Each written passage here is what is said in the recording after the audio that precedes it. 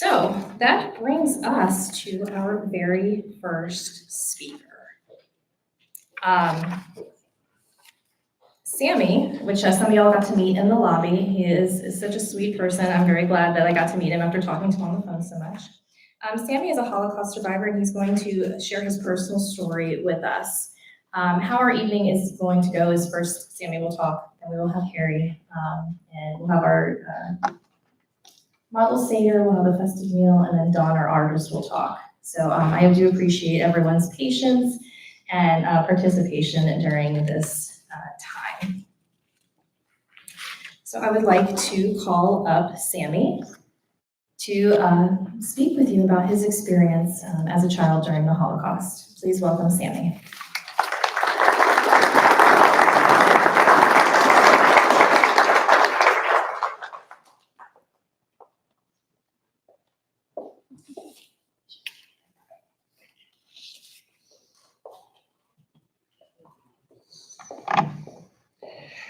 Shabbat Shalom. Good evening, everybody.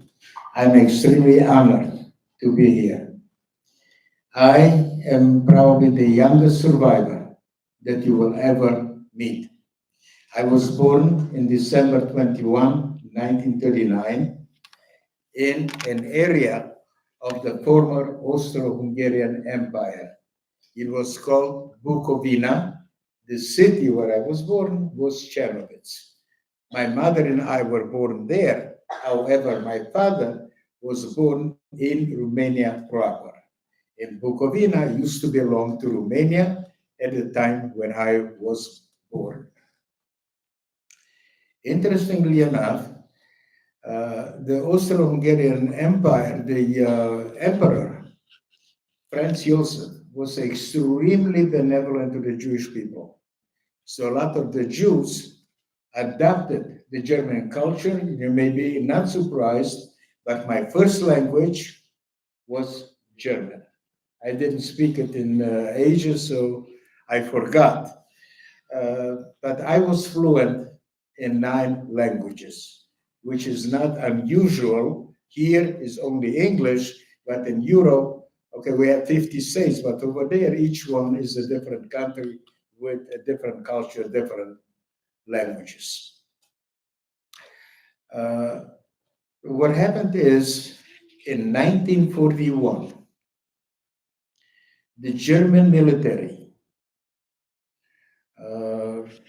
they broke the agreement with the former Soviet Union not to attack each other. In June 22nd, 1941, in the Operation Barbarossa, the Wehrmacht attacked former Soviet Union. Behind them were the special killing groups, Einsatzgruppen, and behind them, there were the Romanian troops. The Romanian troops annexed an area of the former Soviet Union called Transnistria, okay? And therefore, we were deported by the Romanians. By the way, Transnistria was not occupied. Transnistria was annexed. Okay, so it became part of Romania. Okay, the Romanians, okay, sent us to in Transnistria. The name of the camp, Mogilev Podolsk. If you will ask any survivor, how come you're alive today? Most of them, if not all of them, will use only one word, luck. My luck was that I was never separated from my parents. At age 1.5 years, obviously I could not work. I did not have the skills or the strength to do it. My second luck was the fact that I was subjected to medical experiments. The medical experiments were horrific. Most of the experiments were basically pseudo, okay, scientific. They had very little connection to real science. Later on, if you want, I can tell you, but I am aware of only one experiment that was done in inhumane ways, but for very good reasons. The third luck was that not far away from the camp, there was a farm owned by Germans. And the German woman brought food to the guards in the SS. So obviously she had access to the camp to go wherever she wanted. After they finished with the medical experiments, came a stage that I was dying of starvation. And there are physical signs: big head, swollen stomach, swollen feet. And when she saw the physical signs that I'm dying of this of starvation, at the risk of her entire family, she decided to give me milk, possibly more, but I was not smart enough to ask my parents, so I don't know anything else. I do not know the name of the person that saved my life. But in 2014, I was in Israel to give testimony at the Yad Vashem. And next to the museum, there is a garden honoring 27,000 people that saved Jews. And I was very happy to see a marker honoring the unknown righteous among the nations. And that made me feel very happy because indirectly, the woman that saved my life, okay, has been honored. My mission in life today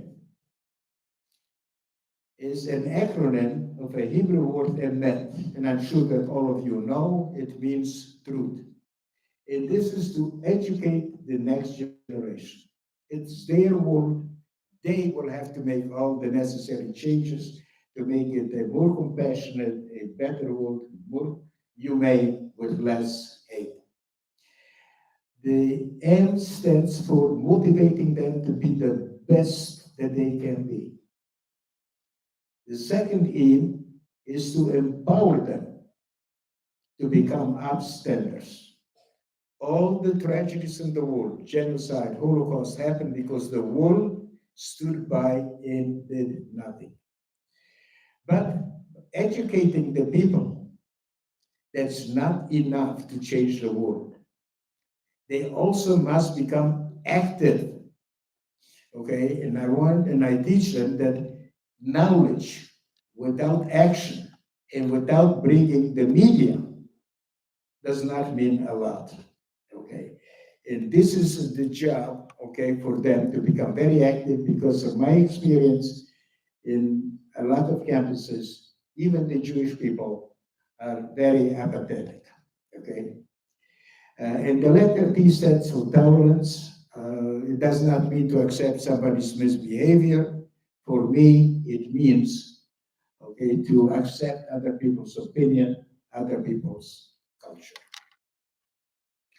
We were, okay, when the camp was liberated in 1944, and it became again part of the former Soviet Union, we were there for about 2 years.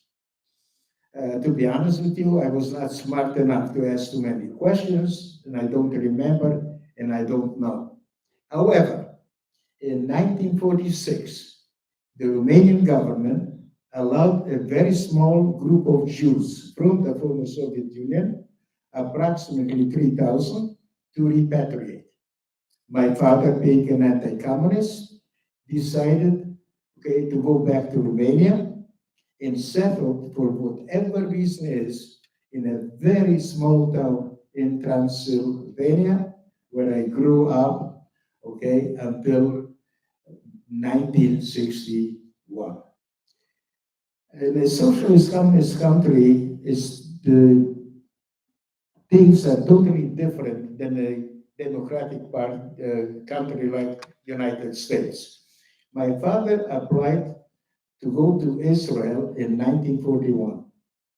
It took 12 years, and after the Romanian government was bribed, that we finally got a visa to go to Israel.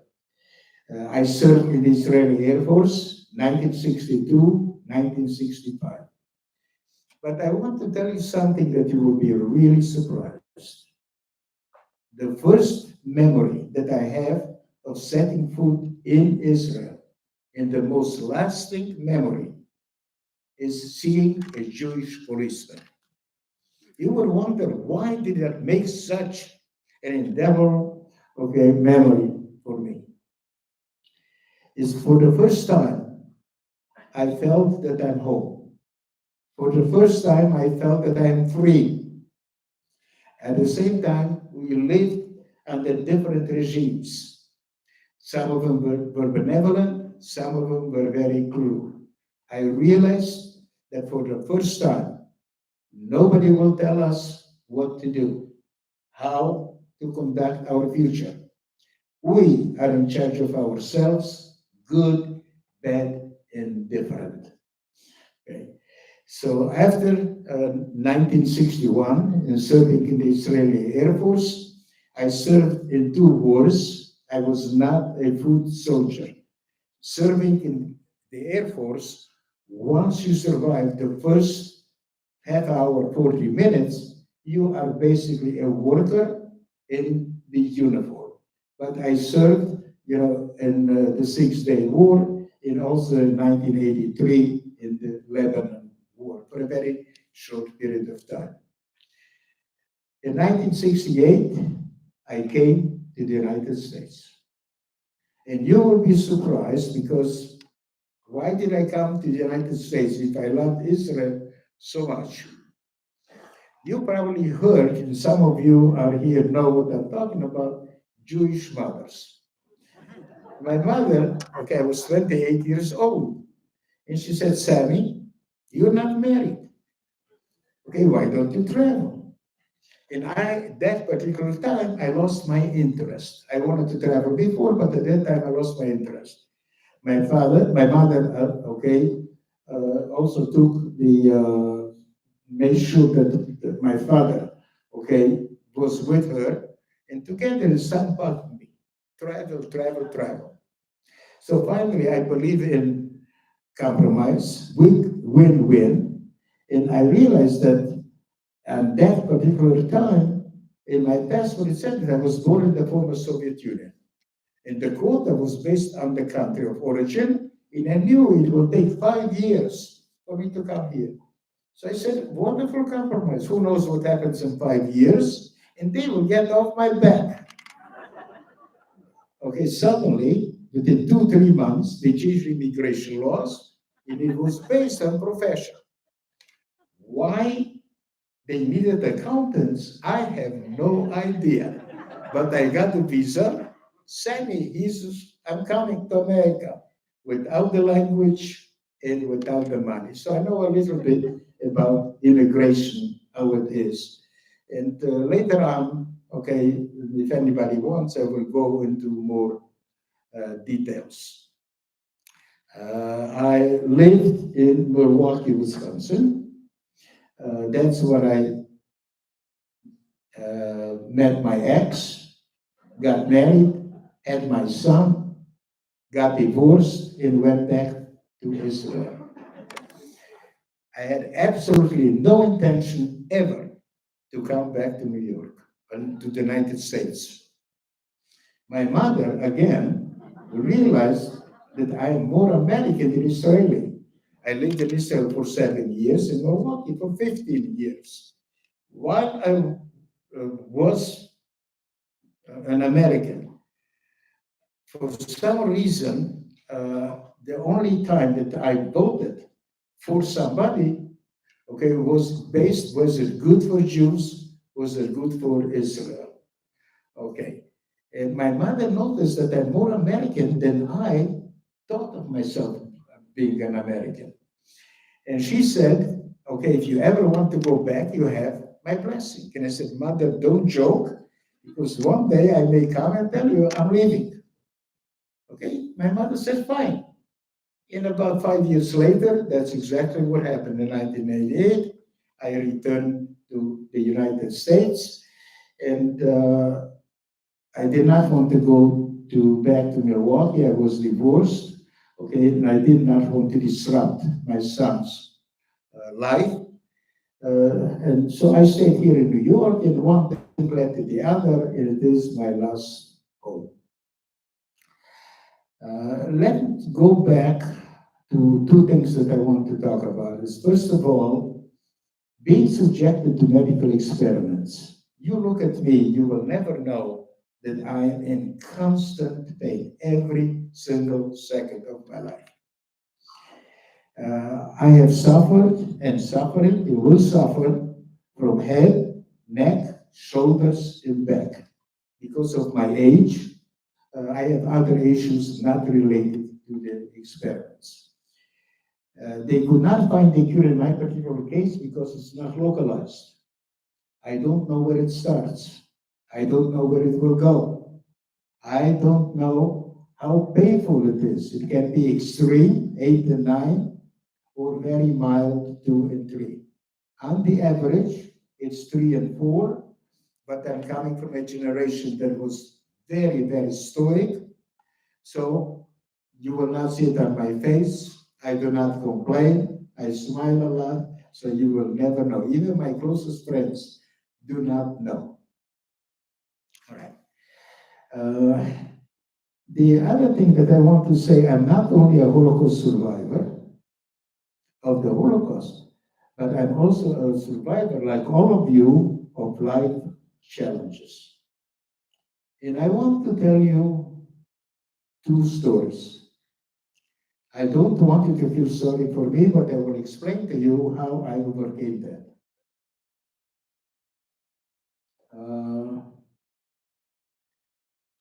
Okay, number one, okay, I was homeless. I lived in the most expensive city in the country, Manhattan, and a monthly income of $1,602, and I still smile.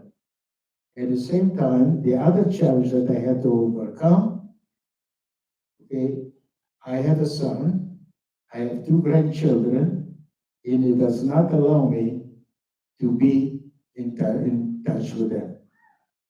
However, remember one thing, never, ever lose hope. And something happened today just before Pesach. Liberation. I finally got a letter from my son, okay, that he's willing to set up a Zoom with the grandchildren. So, Chag Sameach to everybody, okay? If you want to know more after the event is over, I'll be more than happy to stay and give you the details. But I'm truly honored, okay, to be here to speak with you. Thank you.